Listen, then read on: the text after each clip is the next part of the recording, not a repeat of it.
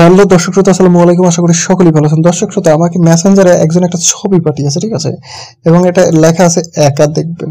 আমি যদি এটার উপরে ক্লিক করি, তো ছবিটার উপরে ক্লিক করলে আমাকে এখানে এরকম একটা ওয়ার্নিং দিয়ে দিচ্ছে, you are leaving our app. তো এখান থেকে আমরা কন্টিনিউতে ক্লিক করবো। কন্টিনিউতে ক্লিক করার পরে আমাকে ঠিক এরকম একটা ইন্টারভিউতে নিয়ে আসবে।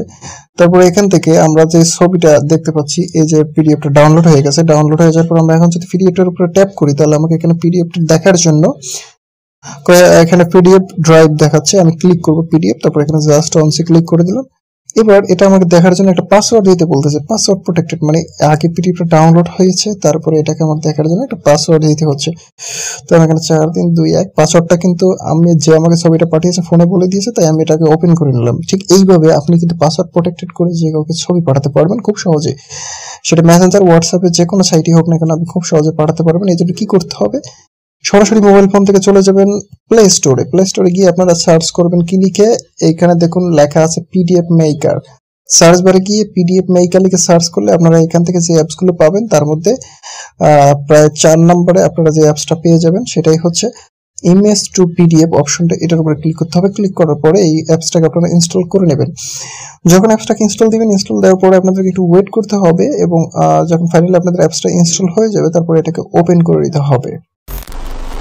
ওকে, তো ইনস্টল কমপ্লিট। এবার আমরা ওপেনে ক্লিক করব। ওপেনে ক্লিক করার পরে একটু ওয়েট করতে হবে। ওয়েট করার পরে আপনাকে ঠিক এরকম একটা ইন্টারফেসে নিয়ে আসবে। এরকম একটা ইন্টারফেসে আসার পরে আপনারা এখান থেকে image to PDF A click করবেন। ক্লিক করে দিলাম। ক্লিক করে দেওয়ার পরে এখান থেকে অ্যালাউ চাইলে অ্যালাউ করে দিবেন, এবং একটু ওয়েট করতে হবে। যে কোনো একটা ফটো এখান থেকে ওকেতে প্রেস করুন। ওকেতে প্রেস করুন, একটা ফটোকে সিলেক্ট করুন। ধরুন আমি এই ফটোটাকে সিলেক্ট করে দিলাম। তারপর এখান থেকে ইম্পোর্টে ক্লিক করবো। ইম্পোর্টে ক্লিক করার পরে এখান থেকে ডানে প্রেস করে দিব। ডানে প্রেস করে দেওয়ার পরে এখান থেকে ওকেতে প্রেস করব, আবার ওকেতে প্রেস করব। তারপরে এখান থেকে কনভার্ট টু পিডিএফ ক্লিক করব।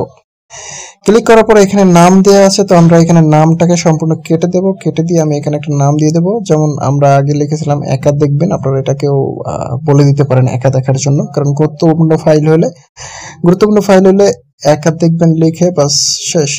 এবং এখানে পাসওয়ার্ড সিলেক্টের জন্য পাসওয়ার্ডে ক্লিক করতে হবে। এখানে খালি করে দেখতে পাচ্ছেন, জাস্ট এটার উপর একটা টিক মার্ক দিতে হবে। তো আমি খালি করে টিক মার্ক দিয়ে দিলাম, এবং এখানে আমার পাসওয়ার্ডটা আমি বসিয়ে দেবো। দেখানোর স্বার্থে 1 2 3 4 দিয়ে দিলাম, তারপর ওকেতে প্রেস করে দিলাম।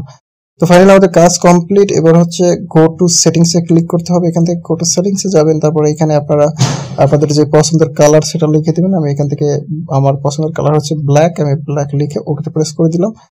এবার আমরা কনভার্টে ক্লিক করে দেবো। কনভার্টে ক্লিক করে দেওয়ার পরে এখানে দেখাচ্ছে অলরেডি এই নামের একটা ফাইল আছে, তো আমি এখান থেকে 01 দিয়ে দিলাম। তারপর এখান থেকে আবার পুনরায় কনভার্টে ক্লিক করে দিলাম। ফাইলটা কিন্তু কনভার্ট হয়ে গেছে।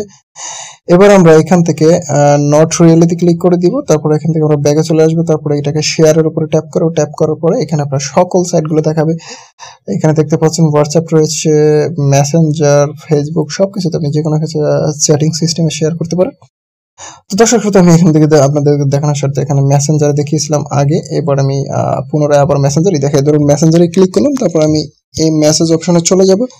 তারপরে সেম ছবিটাকে আমি পাঠাবো। পাঠানোর জন্য আমি এখান থেকে সেন্ডে ক্লিক করে দিলাম, বাস কাজ শেষ। এইভাবে আপনি যে কাউকে পাসওয়ার্ড প্রোটেক্টেড ছবি পাঠাতে পারবেন খুব সহজ।